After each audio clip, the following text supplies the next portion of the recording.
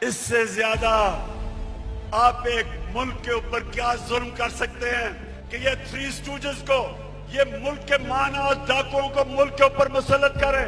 جب تک میں زندہ ہوں میں ان کا مقابلہ کروں گا، میں کبھی ان کو تسلیم نہیں کروں گا۔ میں کسی قسم کا تصادم نہیں چاہتا، یہ میرا ملک ہے، میرے کوئی اس ملک کے باہر جانے کی جگہ نہیں۔ یہ تو جب بھی تھوڑی مشکل آتی ہے باہر بھاگ جاتے ہیں۔